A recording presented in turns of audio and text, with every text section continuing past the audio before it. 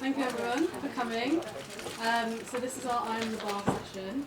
It's a campaign that we launched earlier this summer about social mobility. So these are four of our social mobility advocates, and they are going to be telling you a little bit about their journeys and answering any questions. So I'll hand over to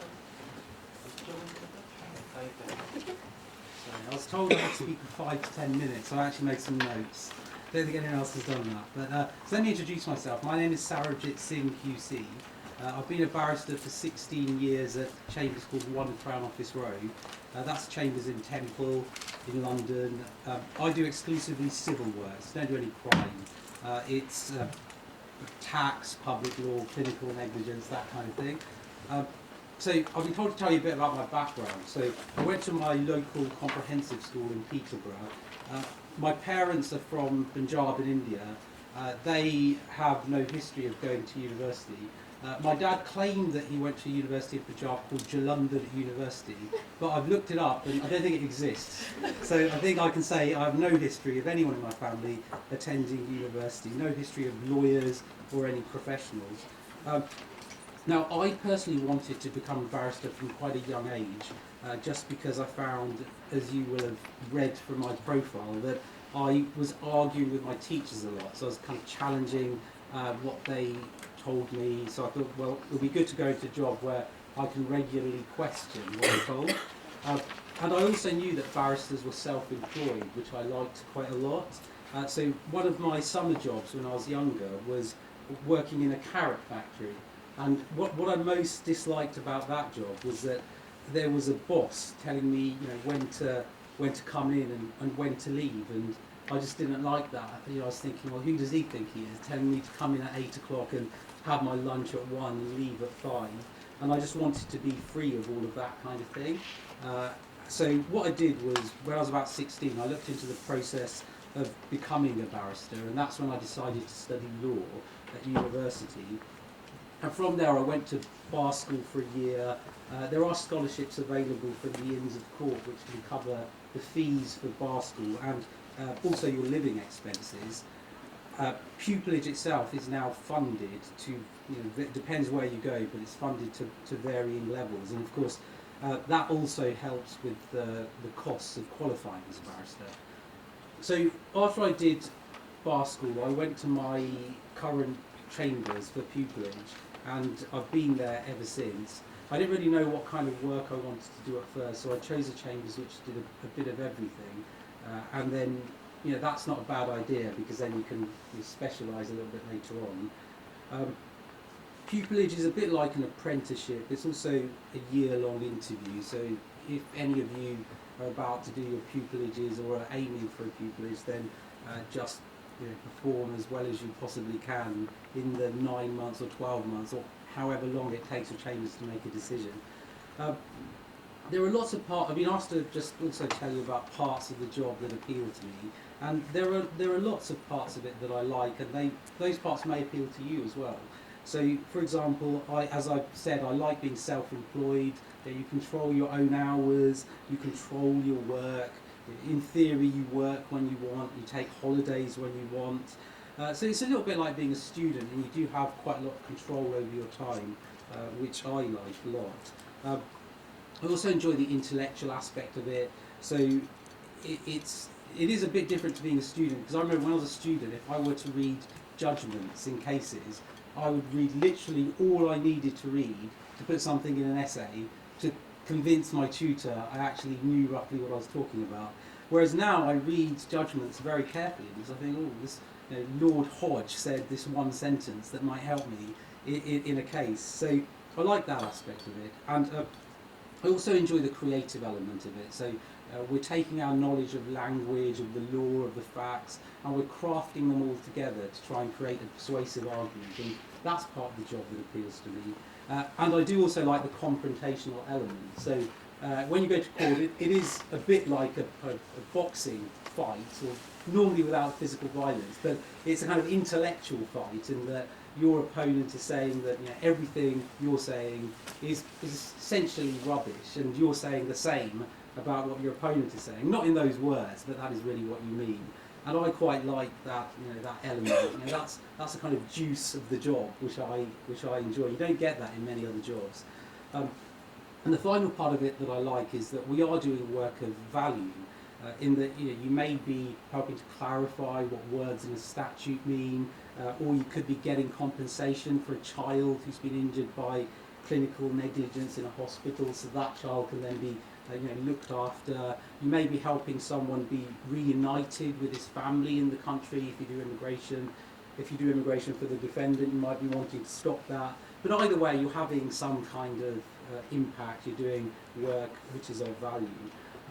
Just one final point I wanted to make is that you shouldn't think that you need a certain personality to be a barrister. What I found in my experience is that there are people of many different personalities at the bar. So you don't need to be the kind of the classroom show-off in order to do well. You could be very introverted, and I find often that some of the best barristers are the introverted, calm and considered types who think a lot about points and so on. Not necessarily just the extrovert show-offs. If you're a little bit quieter in class, then don't necessarily think that means you're not going to be a good barrister, you won't be able to speak in public. That's something you'll pick up with time. So there is no one kind of barrister in terms of personality. There's also no one kind of barrister in terms of background. So if you're from a different background, you're from different ethnicity or whatever, or there's something about you where you feel, I won't fit into the bar. Don't let that put you off, because the bar is becoming more and more diverse. Obviously there's still lots of work to do, but it's improving all the time. So don't let anything like that, any of those prejudgments hold you back. You will have to work hard, there's no getting away from that, but it is a very competitive profession to get into and then to do well when you're in it. But you all look relatively young from looking around. You've got plenty of time to improve your CV, so there's no reason why you can't do it if you apply yourself and you work hard. So those were the only things I wanted to say. I think my 5 to 10 minutes is up, so I'll hand on to the next person. Thank you.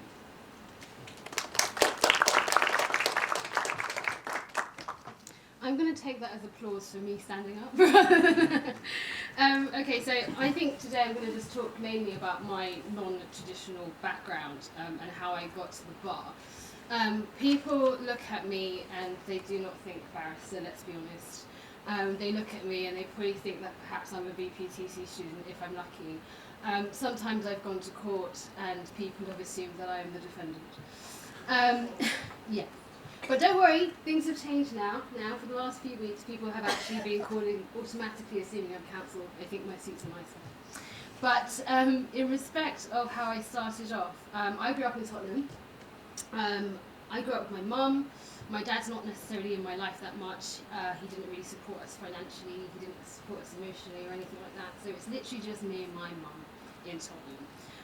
I went to Hornsey School for Girls, which is a secondary school. It's just a comp it's in Hornsey, in Crouch End. But before that, when I was about 9 years old, I was just trying to think about what I wanted to do, because I've always been a determined person who always has to have a goal in mind.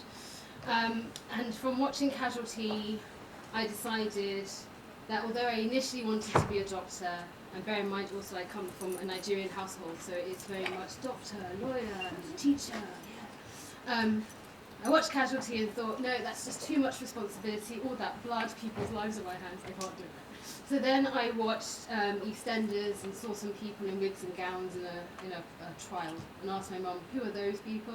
She said they're barristers, and I was like, you know what, that's what I'm going to do. Literally, I've just carried that on since then. Went to secondary school.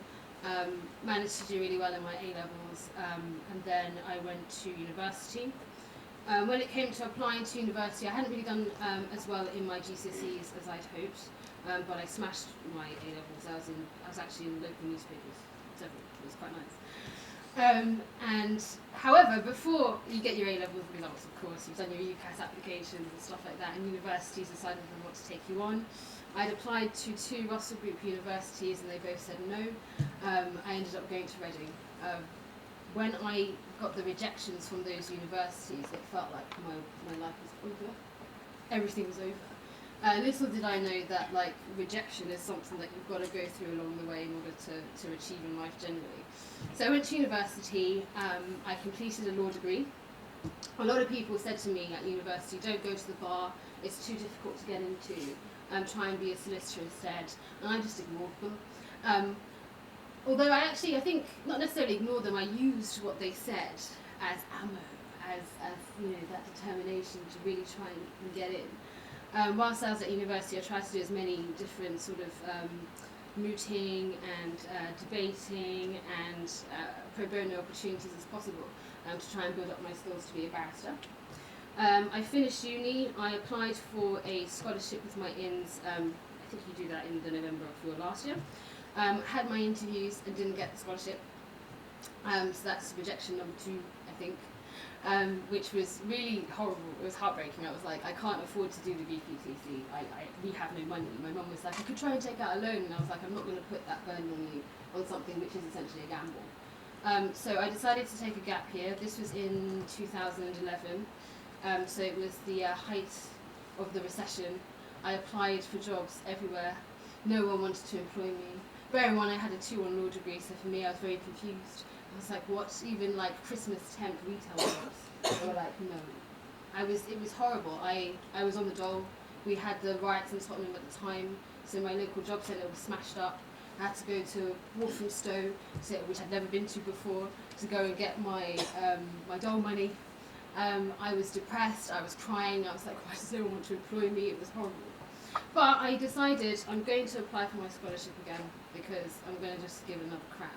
And now I've done it before, I know how I can do it differently now, I can do it better. So I went and had my interview, got my 15 grand, it was the best moment in the world for me.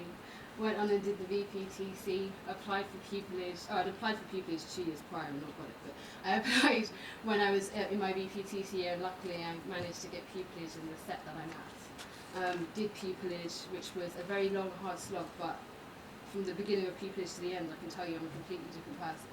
I went in from being a student who was passionate about the profession, but didn't really know as much as she thought she did, to an advocate, to being someone who belonged in this profession. I got taken on by my set, and I've been at my set for 4 years, including pupillage. I'm 3 years post-tenancy, and I absolutely enjoy this profession. I feel at home here. There's such massive camaraderie in the profession. We all get along really well. Everybody wants to help you out, and it's fantastic. I think in terms of tips, particularly for someone coming from a non-traditional background, you have to get over this hurdle of thinking that you're not good enough. When you think of a barrister, you do think of a white, middle-class male person. That's not actually how the profession is made up nowadays. We've got a massive mix of people, and we're a very, very open profession, so long as you are determined enough to try and achieve. So once you've gotten over that hurdle, work on your CV. I had a lot of help on the way from legal professionals, from academics when I was at university, people who I did not expect to be like, do you know what, I'm going to read through your CV for you, or I know someone who might be able to give you some work experience. Use those opportunities. When you meet barristers, speak to them. Just try and get those connections and those links, and that will help you to get into the profession. So I'm not going to bore you anymore. I'm going to pass it on to the next person.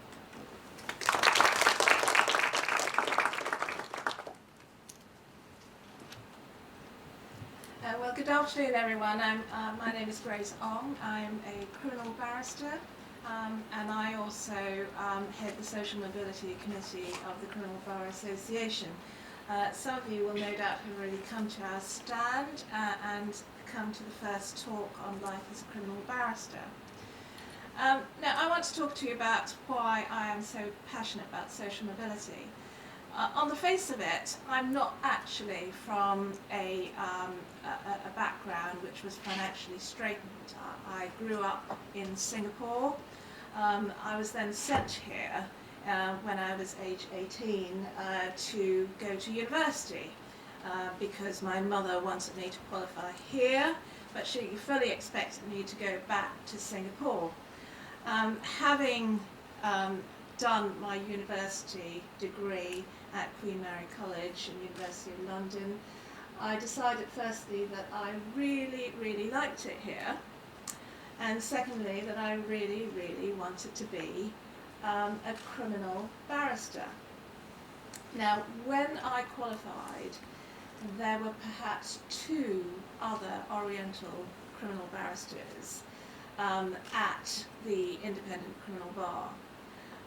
One of which was a very nice man whose closing speech on behalf of the defence used to be, and I find it's quite difficult now to after all these years, it's about 35 years ago, his closing speech was always, members of the jury, you've got to look for the chink in the armour. And that was the kind of thing that, as an ethnic minority, you were expected to do. You were expected to be either the clown or the funny person in court. And they didn't really have room for somebody like me, who probably can't make very many jokes, passionately wants to be a criminal barrister. And so I set about my journey in qualifying. Qualifying, for me, was not the problem, because when I was called to the bar in 1985, there weren't the hurdles of getting pupillage that we have now. There was only one establishment where you could train to go to the bar, and that was the Inns of Court School of Law. And chambers, and particularly criminal chambers, would be able to offer you a pupillage. The difficulty thereafter would be getting a tenancy, because chambers in 1985 and 1986 didn't have to give you a pupillage award. You effectively went to them for free. When I came to the bar, about 10 or 15 years before I came to the bar, people still had to pay to get a pupillage, to pay their supervisors, and they used to call them pupil masters. So I spent my first 6 months in what is a very good criminal set in 1985, 1986, basically following my pupil supervisor around, and he was very successful, but worked in places like Peterborough, Coventry, Birmingham, down south, Maidstone, Chelmsford. And I was expected to shell out the money for my own travel. And I very quickly found, even though I was from a middle-class family back in Singapore, that I was running out of money.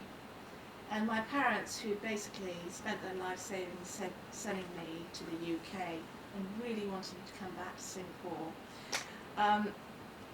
didn't really want to help, and I didn't really want to ask them, because it would be an admission of failure, which I didn't really want to fess up to them that I needed more money. So I got myself into more and more debt and funding my pupillage.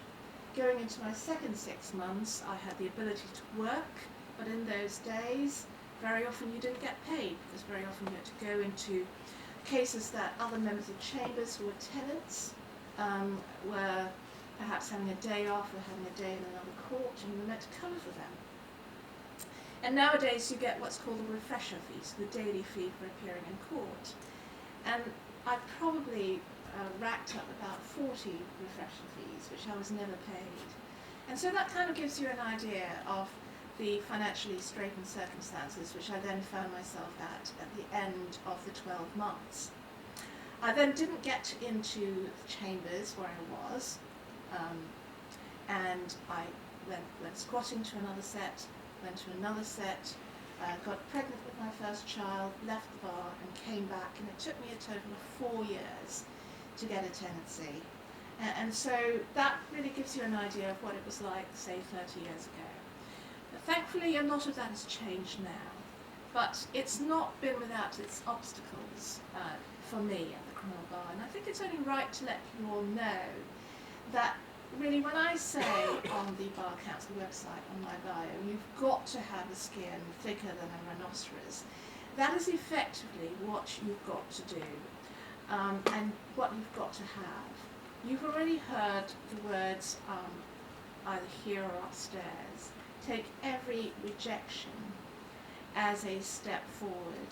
And that's really what you've got to do, because you will get rejected. You will get a feeling and I certainly did, and sometimes still do, that you're not good enough to be where you are. You may have a judge that has had a particularly bad day or a particularly bad home life who decides to take it out on you. You may have an opponent who tries to get, the better of you. And very often you don't have this because we have great camaraderie at the criminal bar.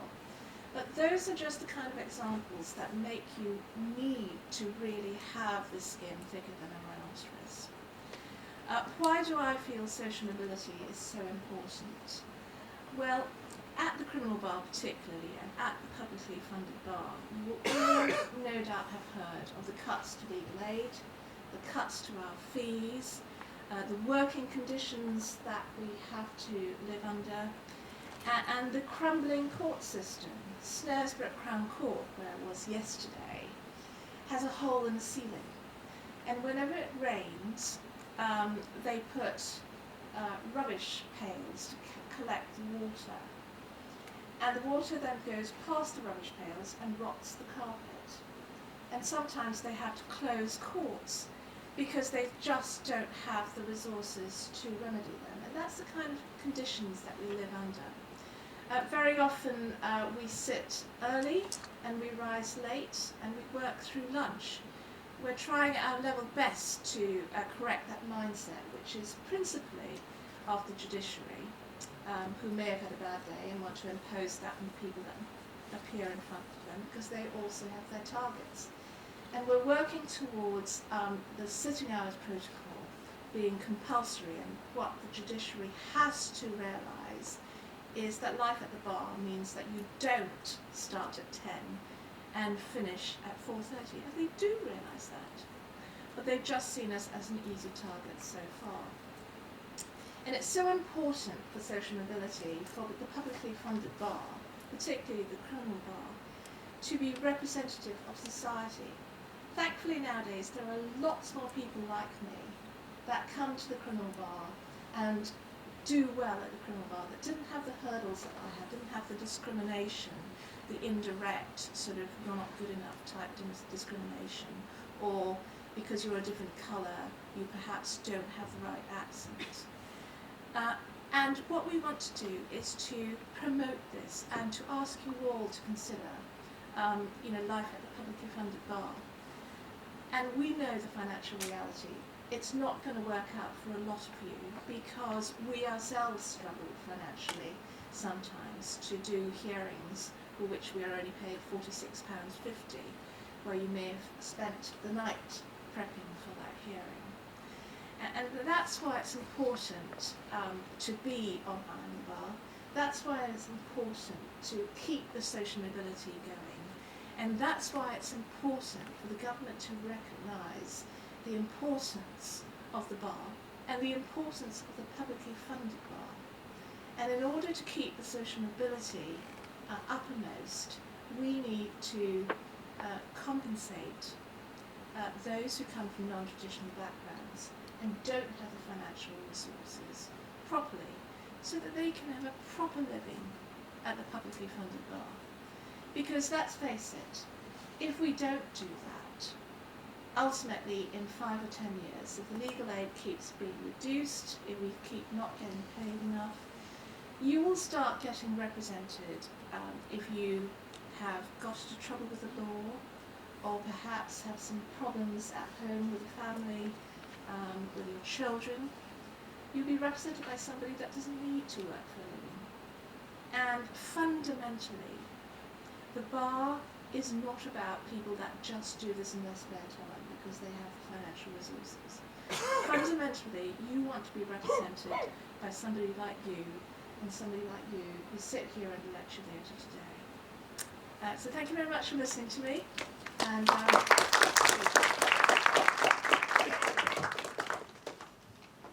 Hi guys, I'm going to try and be brief so we can actually have some time for questions, because I'm sure all of you, it's a weirdly comfortable temperature in this room, and I can imagine that it's starting to feel a lot like a lecture day.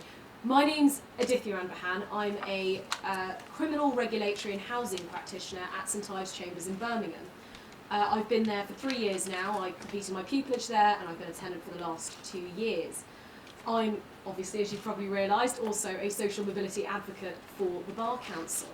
And again, I think it's one of those things that until I was sort of asked about applying for this position, sort of given it, it wasn't something I'd maybe thought about that much, about how important it was and perhaps how it impacted my life. So again, I mean, I know you're getting a narrative of all our lives, but sometimes it's just helpful. My parents and I moved to England, well, to Scotland, when I was about 3 years old. So I like touting this one out, that English isn't my first language. I think probably after about 24 years here, I can't use that as much as I used to. But I went to about 8 schools before the age of 7, 8. My parents are both doctors. They were junior doctors at the time.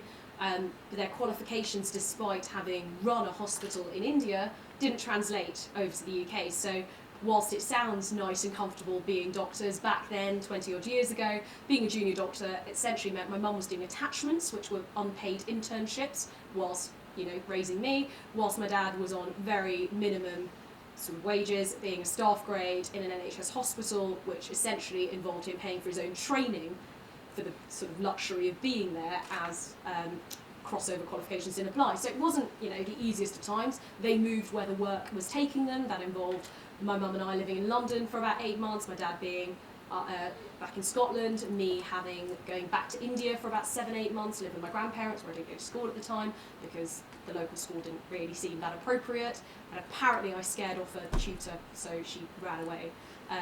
Not really sure what I did, no one will tell me, but it says a lot about me, I think. And at the end of it, when I was about 7, my parents decided, in all their wisdom, that the place they would choose to settle, to raise their family, was Rochdale. And for those of you who haven't heard about Rochdale, I'm just sorely disappointed because it is my trump card. So, child sex scandals, I think syphilis capital of the United Kingdom, drug trafficking capital of the United Kingdom, most impoverished postcode of the United Kingdom, lovely MPs that like to sex 17-year-olds, and also the Gordon Brown bigoted woman. So, really just claim to fame all round. So that's where I grew up. And the thing is with Rochdale, is that generally your life was on a bit of a trajectory to go somewhere. It didn't really matter what your parents did, it didn't matter whether you lived in a nice house or you were from Rochdale. The kind of schools that were there sort of led you down a path, the kind of social life that was had a certain way. The very smart thing my parents did is that they pooled their resources, they were big on education, and they sent me to an ex-grammar school in the next town. So I went to Bury Grammar School Girls, and it's reality that had I not had that opportunity to go to a school like that I can imagine where my life might have headed in a different direction. There is a reality of growing up in those towns, those urban places that have reputations of that kind, that sort of make you think that that's all that anything's ever going to come out of, whatever you do with your life, you're still going to be someone who grew up in a place like that, and that's all you're meant for. But anyway, so I went to school, and I was only child, in case I gave it away. I was a bit cocky and a bit arrogant, and this does have a point, that I sort of thought this was going to be a breeze. I wanted to be a barrister very early, probably about 11 or 12, like Natasha in a similar vein, Indian family background, you're a doctor or you don't matter, basically. So I had to come up with something really quick as to why I wasn't going to be a doctor, and, this seemed like a pretty logical alternative. I liked to talk, it seemed a way to do that. I wasn't the kind of kid in school who was challenging or sort of picked issues. I was goody two-shoes, proper little goody two-shoes. I loved it, I loved school. Loved the whole thing, sounds ridiculous, but A-levels were my favourite part of life, which sounds depressing, and probably is. But I had a very good run, so straight A stars, a couple of A's at GCSE, I did 6 A-levels, A's what would be the new A star in that, and I thought, nothing's going to derail me. What are they talking about? This isn't going to be difficult. The bar, here I come. And I got rejected from Cambridge, which, sucker punch, because, of course, chip on shoulders don't go away too easy. And I went up to Durham, which was a lovely place, great university, except I spent 2.5 years pretty much hating every minute I was there, thinking I wasn't good enough. Big fish, small pond, straight into lots of big fish around. I didn't do anything I'd been doing, so all that mooting, mock trialling, extracurriculars. I went up to Durham, where I was surrounded by, well, people that weren't from Rochdale, people that were posh, and I don't know what that even means. I don't think I particularly come across as anything other than that, but people I viewed as being of a social status that I could not achieve. From the home counties. They're always from the home counties, and they always have vegetable patches, something about it. And Durham was full of people like that, and I felt uncomfortable. I wasn't right in my own skin, and I didn't want to join. I didn't want to put myself out there, so I did nothing. For 2.5 years, pretty much sat in my room, went home every weekend. Yes, I got a 2-1 at the end of it. Yes, by the end of it, I'd done some mooting because I realised I really had to, because apparently I was going to be a barrister and I'd spent 2.5 years doing absolutely nothing. But that crisis of faith, I went from feeling as if I was, absolutely top dog. No one was going to knock me down. This was going to be a breeze. I didn't know what all these people going on at Minis were saying, and it was going to be hard. What do you mean it's going to be hard? I've got 6 A-levels. And then you realise it doesn't matter, because you feel like an imposter. And it can be for any reason. It doesn't have to be non-traditional backgrounds. It doesn't have to be because you're female or you're from an ethnic minority. It can be anything. But once you get that feeling, it is very hard to shirk. And the reality is, if you do come from something that's identifiably different to what you see as the norm, or what the norm has been in a certain profession, it's much easier to crawl into your shell and not want to put yourself out there to it. It just becomes sort of, the status quo, to speak. So I moved to London to do the bar. I was very stupid for some reason. This is part of my sort of hermit act at university, that I didn't apply for a scholarship. I didn't really know they existed. So I took out a career development loan, which covered the majority of my BPTC, which obviously had to be paid back at some point. Some of the money went to money my parents had put away in savings that I didn't touch at university because I had a loan at university. Really hated that I had to borrow from them at that point, but I had to. And I did the bar, and my first year of applying for pupillage was during the BPTC. And I was one of the unfortunate people who was still 21 when I was being interviewed. And I got through to, I think I had about 8 or 9 first round interviews, 3 second round interviews, and every single one of them picked people who were in their 30s for pupillage and told me I didn't have enough life experience. And I just remember sitting there and going, what on earth does that mean? Because I've wanted to do this for the last 10 years. If you told me I needed life experience and I needed to do a gap year, well, I would have done that 3 years ago. But you have to pick yourself up. So I moved back home. I worked in the NHS for about 5 months in mental health as a crisis team support worker that I had no qualification for whatsoever, but for some reason was allowed to handle these phone calls. And after that, I went out to Mississippi and worked on death row appeals for 6 months. So I figured no one was probably going to ask me what life experience I had after I'd done that. Came back, applied for pupillage at 22, and surprisingly, no one asked me those questions in interview that time round, and I got pupillage. So went away again, had a year left between sort of that point and starting, and I worked for the Home Office for 8 months as an in-house advocate, which was one of the best things I ever did, and actually stacked me up hugely in the right way for the bar. And then I spent a couple of months travelling on the money I'd saved and started pupillage in Birmingham. And I thought, there's this thing that you feel, sort of when I was 18 and I started university and that chip on my shoulder just began. I thought magically when I got pupillage and the day I set foot, that would just vanish. Because I was here now. It didn't matter that I hadn't done all this stuff. It didn't matter that I felt like an imposter. All of that just became irrelevant because I was here. And you realise very quickly that that's simply not the case. And it wasn't until there's various things that make you feel that way, and there's comments people make, and I tend to notice it more about gender than anything else. And it's a funny thing. I had an opponent who is a recorder, so he sits as a circuit judge in crime. And we did a trial together for 4 days, and he's about 40 years course, so this is a man in his 60s, in his mid to late 60s, turn around to me after my speech during this trial, my closing speech defending, and say, oh, that was quite well done. You don't usually expect anything good to come out of a mouth so young or pretty. And I didn't know what to do.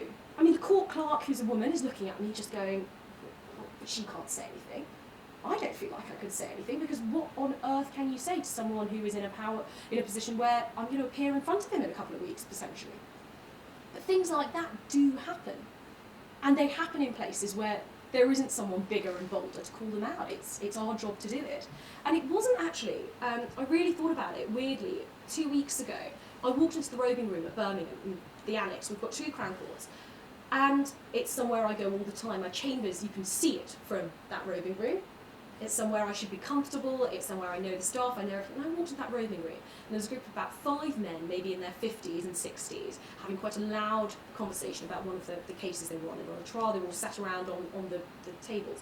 And I slunk, sort of against the wall, like a very weird and slightly scared terrier, all the way around to the back corner, where I very quietly unzipped my case, took out my growth, and I sort of looked around, and there were maybe, I hadn't realised, but maybe there were 2 other women and 1 other people in another, the tenant now at another set who was a minority, all sort of doing the same thing, where we're sort of all like clutching the wall as if we can't leave it because we're so terrified of this sort of conversation going on in the middle.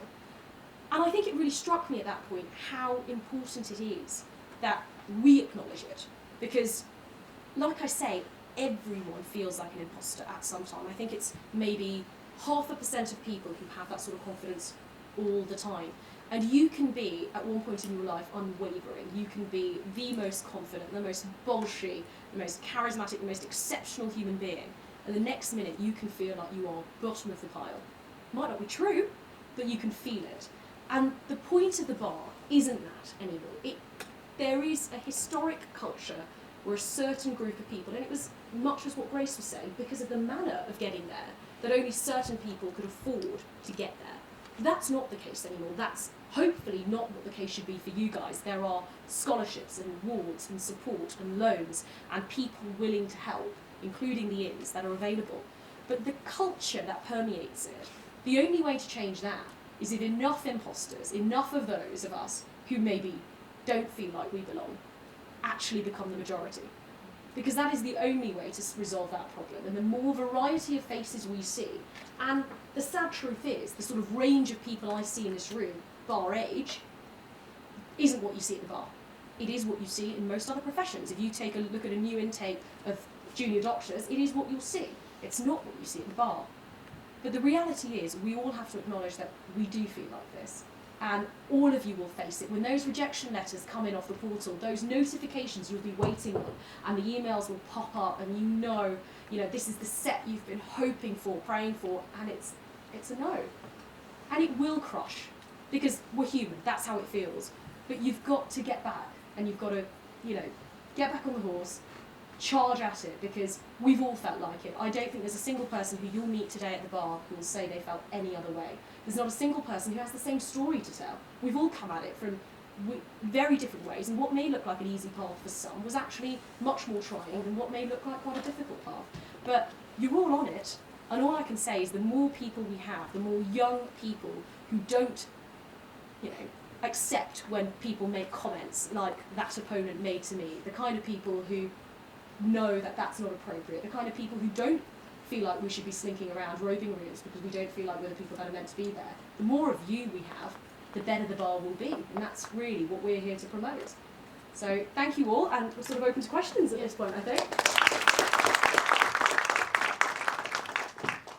Got about 5-10 minutes for questions, if anyone has one. Yeah. Hi, I just wanted to thank you for your time this afternoon.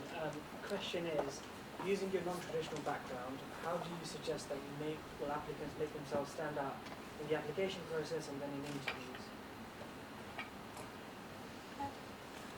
Perhaps I can answer that. I sift through hundreds of pupillage applications, and I think my chambers now don't actually look at names or sex or dates of birth. So how you would make your application stand out if you're from a non-traditional background? Well, tell us about it. Tell us about it under the headings of your other skills and experiences. Yeah. So you can use that particular column to put down the obstacles that we've gone through and how you're seeking to overcome them. So when you're dealing with anonymised applications that we do, that's where we'd be looking at the non-traditional part. I'm sure lots of people in this room have heard it. It's the whole, if you don't get first, you might as well forget it. Or if you don't go to a Russell Group uni again, might as well forget it. How do we compensate for the fact that we are competing with those people, but obviously we haven't got that? So That's me. So I thought I'd get up. Yeah, and Durham was one of those universities that rejected me, actually, funny enough. Yeah, so what I did, because I got a 2-1 and it was a law degree, it was in Reading, which is not a Russell Group University last time I checked. I did a lot of work experience. I did a lot of, not just the meetings, rating and stuff. I worked for CAB when I was at university. I also did, I tried to get as much experience that was as close to being a barrister as possible. So I was lucky enough to do some advocacy through a duty advisor scheme at Willesden County Court. That's where I did, I was representing defendants in possession proceedings. I then, that one didn't help because I had pupillage at this point, but I continued volunteering but in a family setting and was representing people in family proceedings as well. So I just tried to do as much work experience as possible to basically be able to demonstrate in my application forms that I have the skills to be a barrister, and it's because I've done some stuff that junior barristers are actually doing, so you have to have it. Can I just add on to that it is, and I know where that myth comes from, and it's not, well, I guess we can't describe it as a myth because there are certain sets, that's what they go for, and you'll be able to tell. You go on their profiles, you click on the members, you can see it's double first from Oxbridge, double first from Oxbridge, double first from Oxbridge, and that is all they care about. But for common law sets, for sets that practice in family, crime, housing, general civil, they want your experience. What Natasha's talking about is so much more valuable. Yes, a 2-1 is the norm from a decent university. If you've got something a bit lower than that, or that for a reason your A-levels didn't get you into a good enough, or a university that you are working at a calibre of, you've got to explain that, and you've got the opportunity to do that on your form. But the degrees, you can, when we go through applications, people we don't really care if you've got a first or an outstanding, because we're a common law set. We want to look at those people who can engage with people, who volunteer, who have life experience, working in communities, working with individuals that you will be seeing in a criminal practice, in a family practice, because I have to trust that if my return is going to a pupil, that's someone who can go and talk to my client and not sound like they're sort of lecturing them in the halls of Trinity College. It doesn't work. I don't want somebody who's going to excel in a seminar. It's got to be someone who can go there, sit down in the cells with my defendants who sometimes don't have schooling past the age of 13, with potential some learning difficulties, with, you know, autism spectrum disorders or ADHD, and be able to have a proper down-to-earth chat with them. So actually, being from non-traditional backgrounds, to from what you were saying, that is a huge advantage. If you did grow up in Tottenham, if you did come from Rochdale, if you are from an immigrant background, that's huge because you have that ability to mix with people from all walks of life. So there is a lot you can add by that experience. So don't let the degree put you off, just build the rest of it up. The bar's such a unique profession that something I didn't anticipate was that my family don't really understand what I'm doing.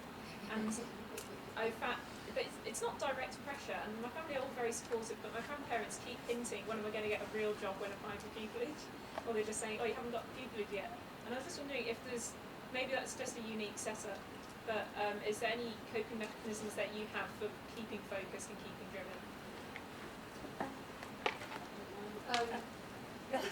Well, I'll just be short on this. My mother still thinks that I'm going to come back to Circle London. And I am now 56 years old, and I think the chances are very remote. So you just have to deal with it. And particularly like at the publicly funded bar, they won't understand what you do, and you can invite them to court to watch what you do, and that's all I would suggest. My mother has still yet to come to court to watch one of my jury trials. She finds it just too unclean, or whatever she thinks in her Singaporean way. But you will always get that. But the important thing is to just tell them that I am making a proper living and I'm helping people. And I think, you know, they would be okay with that at the end of the day. Yeah. Do you feel like those ethnic minority backgrounds are kind of pigeonholed into like crime and immigration, like all those types of areas, because there seems to be like a gap or like disparity between those that are in like in commercial or civil practice areas. I don't think that's necessarily the case. So I'm an ethnic minority, but I do quite a lot of tax and public law. So those are the kind of traditionally white areas of law. I mean, there is a bit of a problem in that I think in crime and family there's a kind of ghettoisation going on. But the only way that's going to change is if you apply to do the work you want to do. And if that's, it could be tax, it could be something that seems to be mainly white when you look at Chambers websites, but it's only by applying and getting more people in that will eventually change. Yeah, last question. Thank you. I think that things have definitely got better in terms of people from different backgrounds, but obviously there's still a lot to be done. Do you know of any groups or schemes, maybe on a student level, that we can join to actually improve this and make it better? I actually do. My own chambers, One Crown Office Road, runs a scheme. It's an assessed mini pupillage scheme where you have to meet certain criteria of relative disadvantage to qualify, and we invite you into chambers for a week to do a mini pupillage. If you do well in your mini pupillage, you are guaranteed an interview for pupillage. So that's one way of trying to get more representation from less kind of socio-economically advantaged backgrounds into the pupillage group, people who are interviewed. That's one thing we're doing. There may be others as well. Urban Law is also a really good organisation to look into as well. And Young Legal Aid Lawyers as well. YLA's fantastic. But also, set your own up. I mean, what's stopping you? Get in touch with us. That sounds like a great thing. If you want to talk about mobility on the BPTC or, going forward, there's nothing stopping any of you thinking of something out within the organisations you're in. Yeah, because I think if we do it for a grassroots level, then That's where it has to the change. progress is more likely to happen.